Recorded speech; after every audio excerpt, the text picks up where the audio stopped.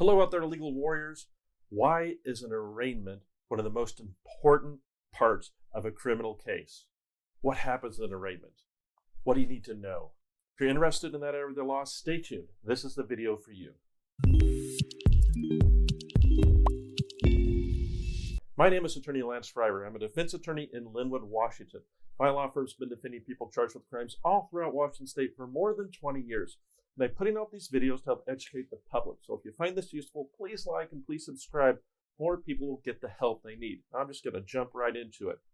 An arraignment is a really scary time for somebody charged with a crime because usually it's the first real court date that they've had.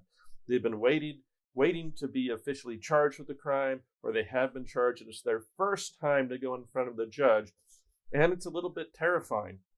And us attorneys are pretty guilty of just taking it for granted and maybe not always doing such a great job explaining what can happen. And that may be because the attorneys are busy or because we're so used to it that we sort of forget what it's like to be in the client's shoes. So that's why I'm putting out this video.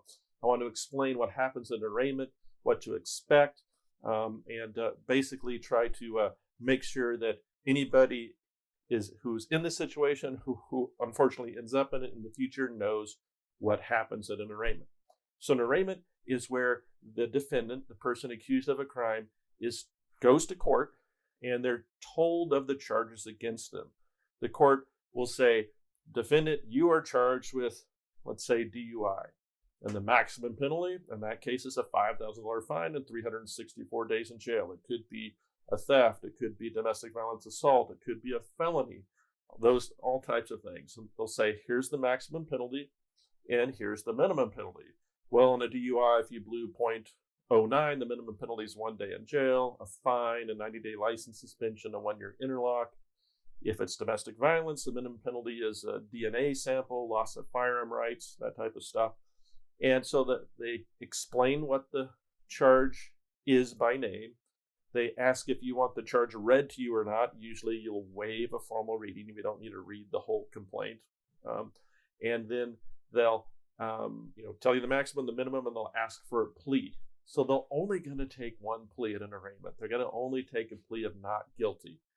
And they're only going to take a plea of not guilty. They're not going to take a plea of guilty. Number one, they're not set up to take pleas of guilty at arraignment. There's got to be plea forms. Those aren't done. You haven't consulted an attorney. It's just not set up for that. So they're not going to take a plea of guilty at arraignment. They'll only take a plea of not guilty. So if you want to plead guilty, you feel you're guilty, do they get mad if you plead not guilty? No. I just told you that's the only thing they're going to take is a plea of not guilty at arraignment. There's some exceptions. If it was arranged ahead of time, if you're in jail and you're a public defender or you're a private attorney or arranged a plea at arraignment, it could happen, but I'm pretty comfortable saying they're not going to take a plea of guilty at arraignment. So once you plead not guilty, now the judge has a job to do. The law tells them they need to set conditions for the case to go forward. Conditions of release, they're called, and hopefully you're getting released. So the law says that once you plead not guilty, the court needs to set a pretrial date usually and a trial date. And that date is going to be months in the future. So what the court does is they're going to say, hey, prosecuting authority, hey, prosecuting attorney who's there on the other side, what conditions are you asking that I, as the judge, set on the defendant for them to live by while this case is going forward? And so what are conditions that can be set? Well, the scariest one is bail, where you've got a history of failing to appear, or this is a violent offense or a really bad DUI. The prosecutor may say, Judge, I want them to pay $10,000 of bail to stay out of jail. The theory being that if they violate a condition of release, we take their $10,000. So if they've got $10,000 on file with the court, they're more likely to live up to the conditions of release. We need to protect the public. Really, they're just trying to get someone in jail, because once they get them in jail, the only way out is to plead guilty, right? And then get sentenced and start, serving your time. So they could ask for bail. You have a DUI in Seattle, they ask for bail on everybody almost, my opinion. But most times you're not going to see a bail request. Usually there's going to be other conditions they ask for. You're hoping just for standard conditions. Standard conditions are different in each court, but think about it like this.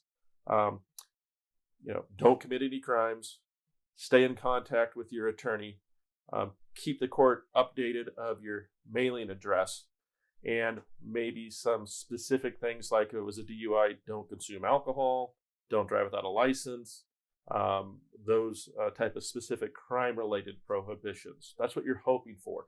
What are some other ones that are bad that show up? Well, if I were to jump over to a domestic violence case, the most common and problematic one is a no contact order. If this is a domestic violence case, that means there's some type of assault or something alleged with a family or household member, basically a loved one, a roommate, a relative. The court almost always will issue a no contact order, ordering the defendant to have no contact with the alleged victim and not go to the alleged victim's home or their workplace. And oftentimes we were living with the alleged victim in a domestic violence case, and now you're thrown out of your home. And maybe you have no way to contact your kids now. So no contact order is something that can be ordered at arraignment as well. On a DUI type charge, what we see is an ignition interlock device could be ordered, right? They could order us to install a blow and go, is what we call it, to start our car. And in some cases, they have to. A second DUI offense, they're going to have to order an interlock at arraignment. They could also do worse. They could order us 24/7 alcohol monitoring, either through Scram, a device we wear on our leg, or through some other type of device where we have to blow into it so often to show we're not drinking. Some people often call that a smart start device, something like that here in Washington State. So those are some conditions. What's a common condition that is not ordered that people always ask about? Stay in the state, right? Usually they are not ordering geographic restrictions. There's exceptions to that. Island County likes to do that. A couple other courts do. So listen up. Yeah, if you have travel in the future and the court orders a geographic restriction, don't leave the state. You have something came up, make sure to tell your attorney right then and there, hey, I have this plan, to get those exceptions written in, or try to get your attorney to argue against it. Because I personally think that's too restrictive, that you stay in the state especially if an attorney, on a non-felony. I mean, there's a remedy for not showing for court. It's called a warrant, right? It's overkill. So you don't see that very often. So at arraignment, you enter that plea of not guilty, and then they're going to set additional court dates. So what doesn't happen at arraignment? You go in there, what doesn't happen? Well, what doesn't happen is you don't argue about the facts of the case. If you have some people that have a criminal charge, it's their first time in court for a criminal charge, but they've been to court for a traffic ticket before, like speeding or an accident or running a red light. And what you think court is then is you go to court and you just testify, Judge, I wasn't speeding, make your decision if I was or wasn't, and it's over, right? Well, in criminal court, you don't get to talk about what happened. In fact, if you try to talk about what happened, your attorney is going to jump on you and tackle you, and the court's going to tell you to quit talking, because whatever you say is recorded and can be used against you.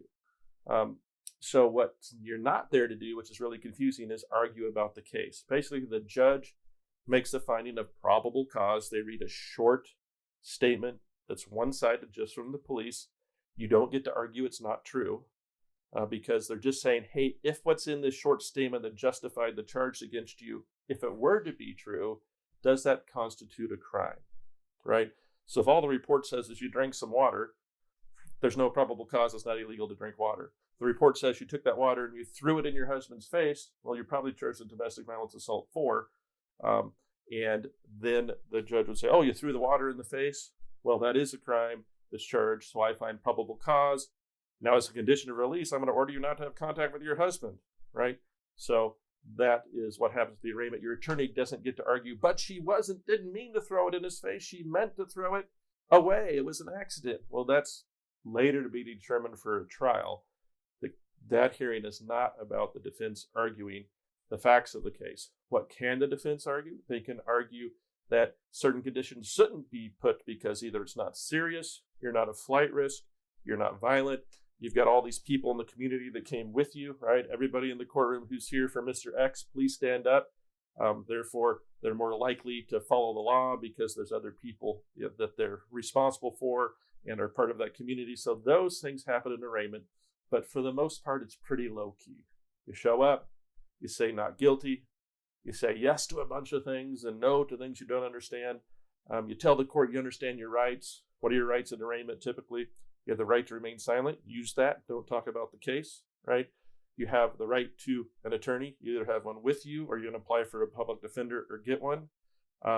You also have the right to request a jury trial. You do want to do that, even though it's probably never going to be a trial, let's hope. And then 4, you have the presumption of innocence. And I like to joke that that's sort of the made up one because no one feels innocent when they're having all these restrictions put on them. If we really felt presumed innocent, all these things probably wouldn't be put on us. We are presumed innocent under the law, but realize that's probably not how you're going to feel. So an arraignment, if you have to go, that's what happens. No one's going to be really looking too hard at your case. Usually an arraignment calendar, everybody's on the same calendar for arraignment. It's not just you. There could be 10, 15, 20 different people that are getting arraigned that day. As I say, listen and pay attention. You'll see how it goes with people in front of you. You may have to do it in person. You may have to do it on Zoom. And in many cases, you don't have to do it at all because in many cases, your attorney can waive the arraignment. Non-felonies that are not domestic violence and that are not DUI oftentimes can be waived by the attorney. And why do we want to waive the arraignment? Well, we avoid all those conditions of release, don't we? We might have to address them later, but we avoid them to begin with. Why can't we waive DUI arraignment? Well, they may have to be ordered to put an interlock on your car. Why can't we waive domestic violence arraignment? They're required to consider a no contact order to protect the alleged victim. All right, so hopefully this helps. If you have an arraignment coming up, and if you find this useful, please like and please subscribe. More people get to see it. More importantly, if you have a criminal matter in Washington State and you need some help, feel free to give my office a call. We've been doing this for more than 20 years. We'll listen to what happened. We'll identify a way forward. We will be there for you. Thank you.